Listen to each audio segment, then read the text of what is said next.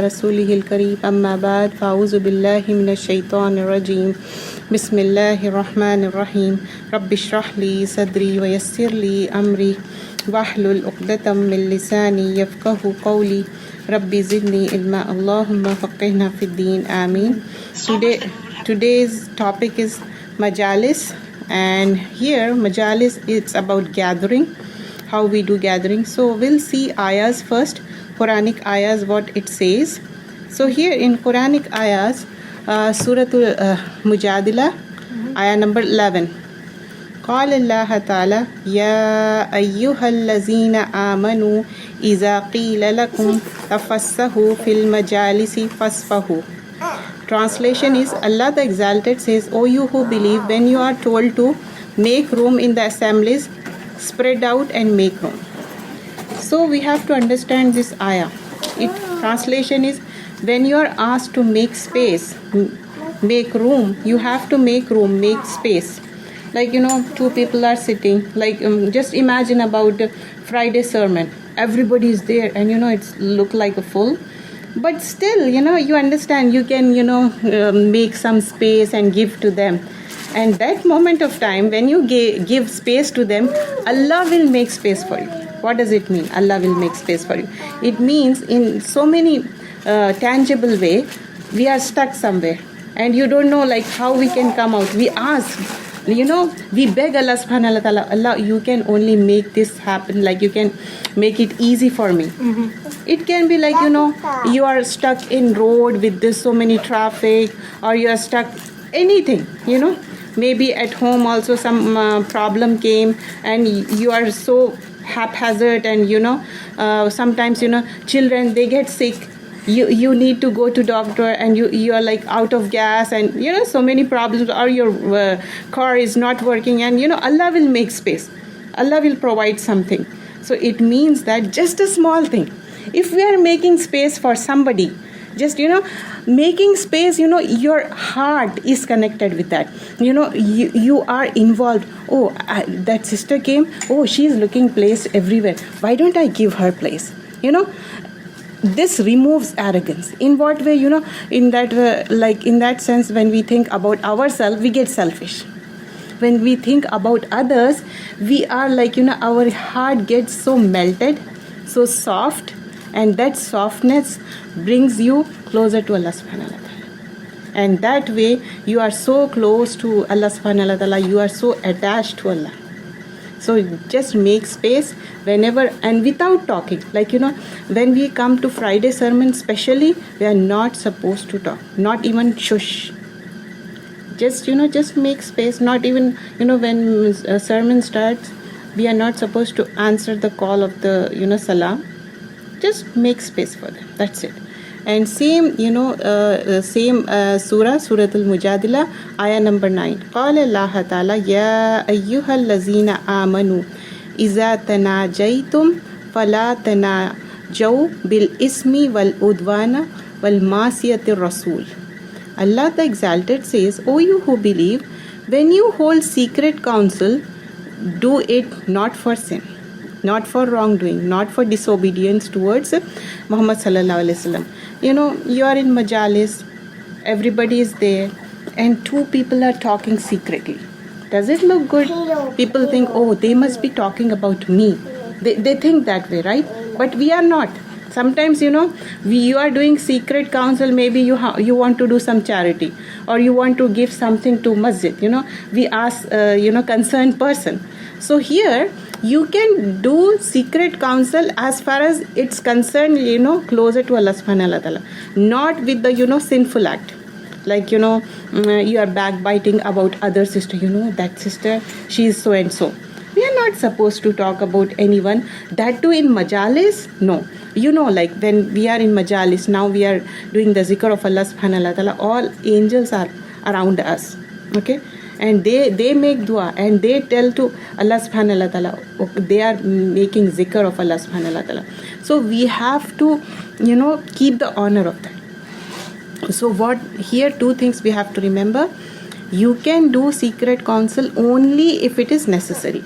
and that too for the obedience of Allah. And you can't do disobedience to Allah and wrongdoing to Rasulullah sallallahu alaihi wasallam. So these two things we have to remember. So these two ayahs we have seen, and now we'll see the hadith. What hadith regarding this? Let me read first translation. Abu Huraira and Abu Sa'id al-Khudri radiyallahu anhuma both testified that indeed the Prophet sallallahu alaihi wasallam said, no group of people assemble for the remembrance for Allah except angels surround them. Just now I mentioned, like when you are remembering Allah, angels are surrounded them, mercy envelops them, tranquility descends upon them, and Allah makes a mention of them before those who are near Him. Now Allah is mentioning to those who are near Him means angels.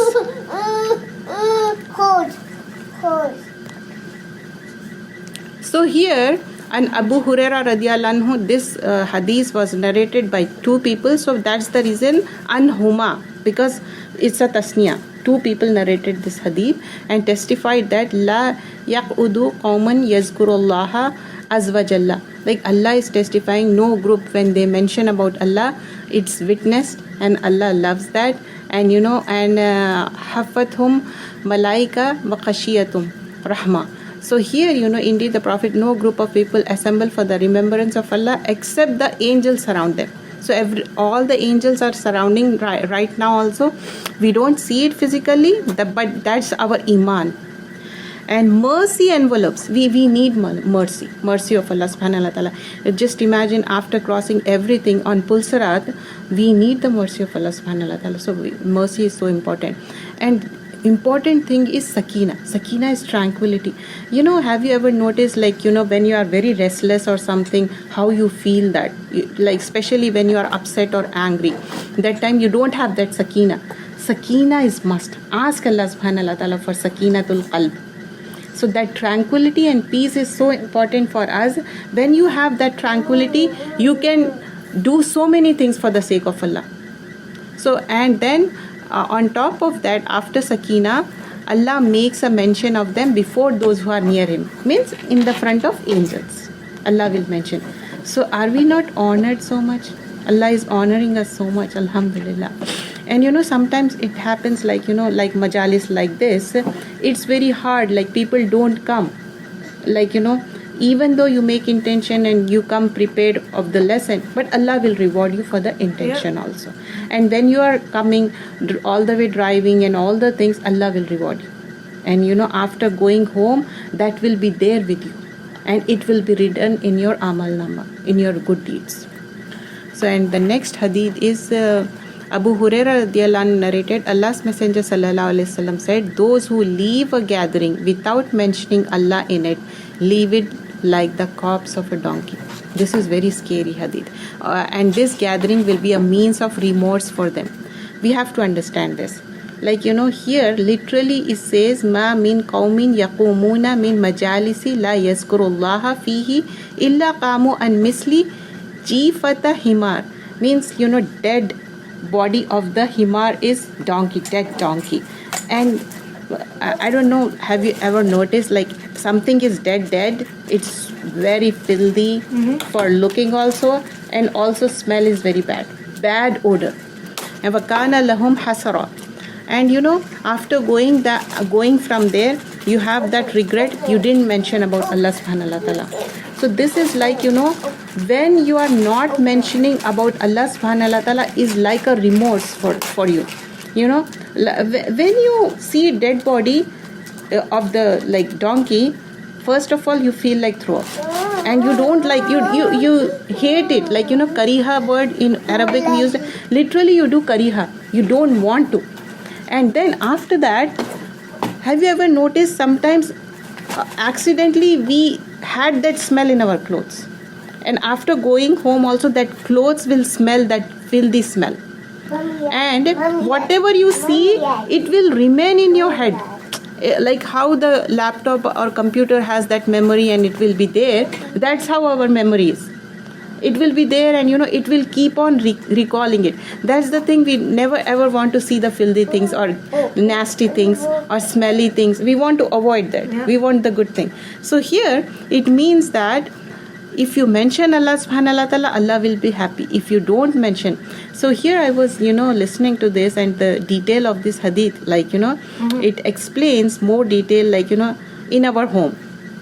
We are watching television with our family and we get carried away so much and we are not doing any zikr. So at least, subhanallah, alhamdulillah, you keep yourself busy, as soon as you remember, oh, I'm not doing zikr from long time, I'm keep on watching my favorite television program, why don't I do zikr? You feel that awe in your heart, just do that zikr. Or just small kid is there, you can, say subhanallah, alhamdulillah, they keep on saying that. And in that way, we keep on repeating it.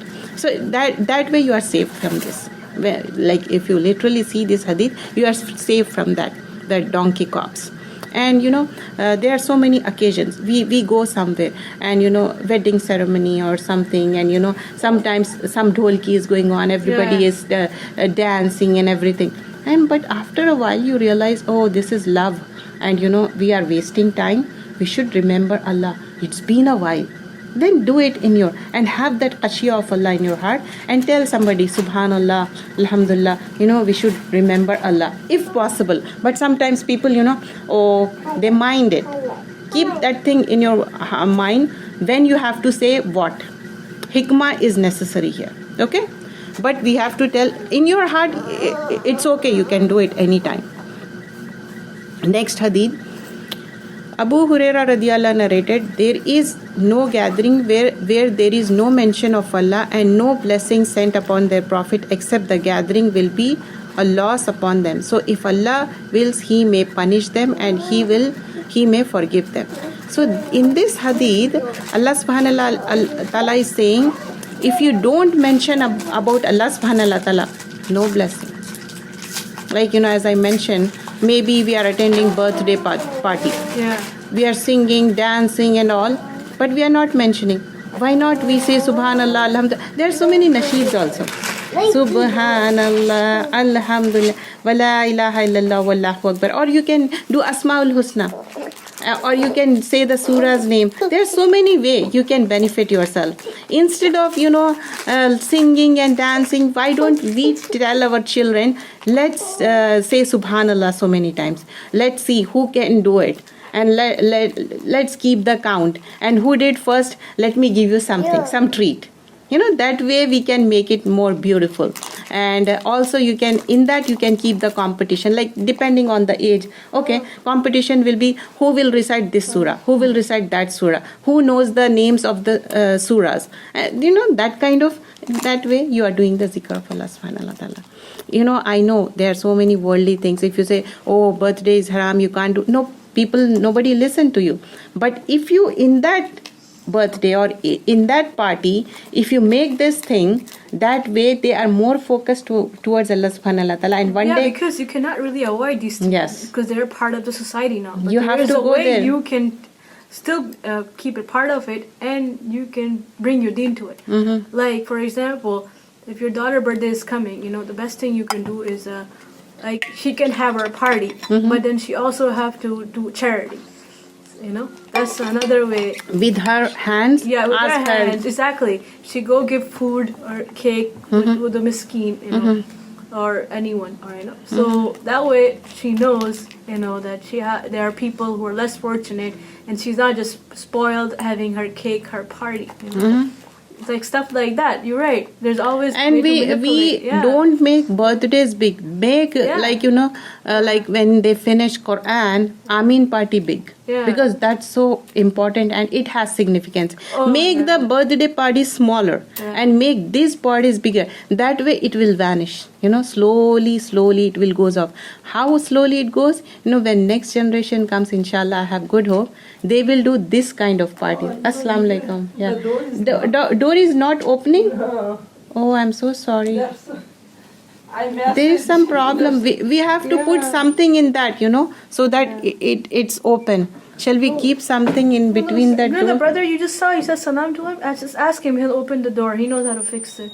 Okay. Maybe he's still there. He works here. So you want? I'll go ask him. That way he knows. Yeah. Are you comfortable going alone? Yeah. Okay. I know.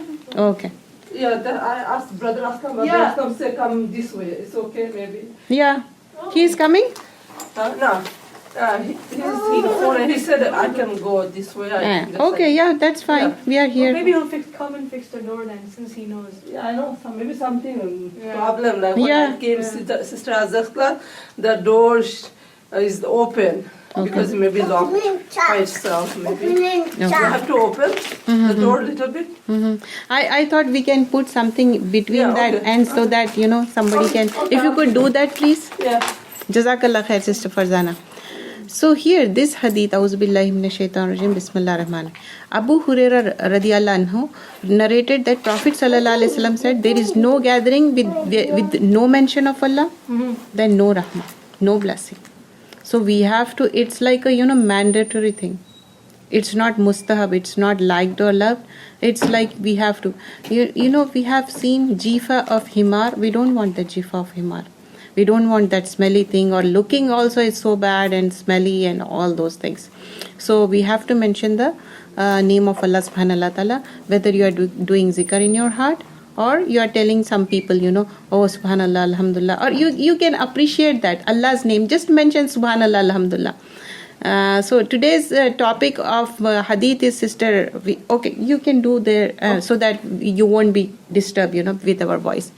So here there is one more hadith. Abu Sa'id al-Khudri radiyallahu anhu narrated that I heard Allah's Messenger sallallahu alaihi wasallam saying, the best gathering are those which are spacious. Ibn Umar radiyallahu anhu narrated, the Prophet sallallahu alaihi wasallam said, a man should not make another man get up from his seat in gathering in order to sit there. You are going somewhere and you are asking, okay, can you get up? I want to sit there. No, it's not okay. You shouldn't do that. Make it spacious in sense. Your heart should have that wussa, that capacity. So whether it's at home also, make space. At home or gatherings, doesn't matter. Yeah. Make your heart, light. And sometimes I notice, we are youngsters, we can sit down, we can do anything. Sometimes we become unreasonable and we take good chairs, and the old people, they come and they look around everywhere, and that time we don't even look them, and we ignore them. Why don't we give them? Because they have genuinely problems, I notice, and we avoid them. We should give them this, also giving us space, And also here it's not about the majalis, but when we come to Friday sermon or anywhere where gathering is there, why don't we park our car a little bit far so that the little children, those who have, they can park near, and the old people, they can park their car near. This is also a good deed, But people they can afford to park far, but they don't do it. We should do that. So here, let's see one more hadith. Ibn Abda radiyallahu anhu narrated that from his father, who narrated from his grandfather, that the Messenger of Allah sallallahu alaihi wasallam said, do not sit between the two people without their permission. Today's hadith we are talking about gathering. Inshallah, when I do review, inshallah you can catch up what we missed today. So when two people are sitting already, and you're without asking them, we are sitting in between. We are not supposed to. It's a hadith. We are not supposed to. Is gathering or yeah, it's gathering. It's gathering. Somebody is having gathering, and then they, even though they are closer, maybe they have something, and they want to sit closer. Usually friends or sisters, they want to sit close, and we are going in between and sitting without even asking. You can ask them. Okay, here this hadith literally, it means two people are sitting, you need to take their permission, then you can sit. Usually it happens, for the first row, everybody wants to, you can ask them, can I sit here? Sometimes, some sister, they keep their bag and they went for wudu. They came very early.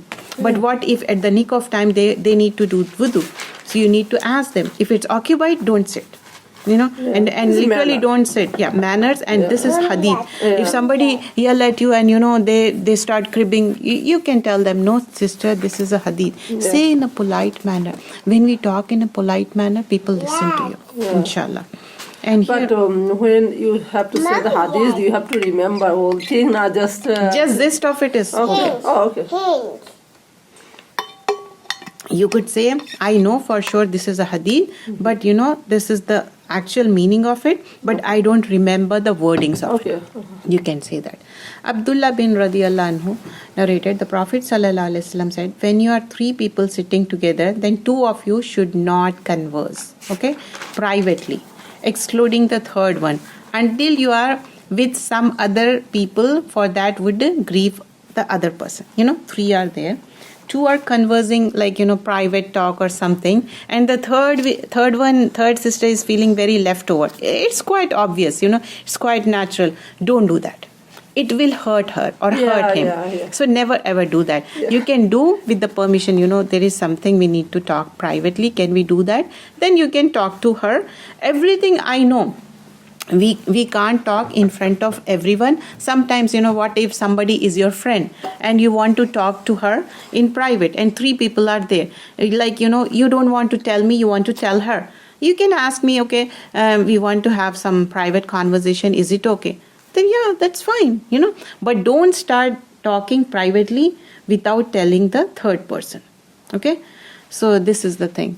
And here from today, from the starting, in the starting we have seen the Suratul Mujadila ayah, and in that Allah subhanahu wa ta'ala mentioned, like, make space for the people and Allah will make space for you. What does it mean? Like, in gathering you are giving some space, like, you are compressing yourself and giving space, and Allah will make space in sense, you have some obstacle in your life, and that time you will come out, you are doing zikr and asking and begging Allah, Allah will remove that thing.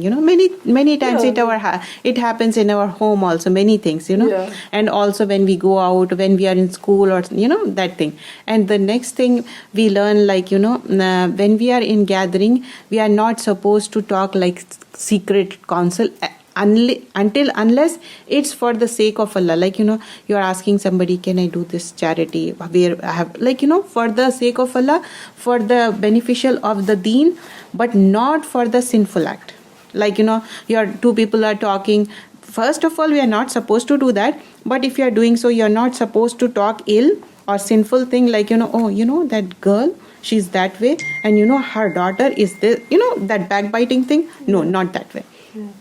And the more scary hadith we did today is about, no gathering is good without the mention of Allah subhanahu wa ta'ala. It means that when you don't mention Allah's name, it's like a dead corpse of a donkey. Have you ever noticed dead corpse of a donkey? Like, it will smell. For example, any dead body, it smell, right? Yeah. And if you look at it, you feel very bad. Ew, oh, so filthy. So if you are not mentioning Allah's name and leaving, it means like you smell also, and you don't forget that thing in your mind. You remember, like, you understand what I mean? Yeah. So in that sense, we talk about how the different scenarios, like, in our home also, we are watching television and we keep on forgetting, or we are, cooking and talking on the phone and we keep forgetting. We do, like, right? Yeah. We talk and we cook and we keep forgetting. We do laundry. We can remember, subhanallah, alhamdulillah, you do zikr. And if you know like many of us do memorization of the Quran, you can do that also. You can play in the phone and listen to that. So there are so many ways you can do zikr. And we can tell our children also, like, every 2-3 hours, oh, why don't we do zikr? It's been a while. We are watching television from long time. Especially I notice, like, even elders, they keep on watching television for a while. They don't even realize that. We should tell them in a nice manner, but not harshly or rudely.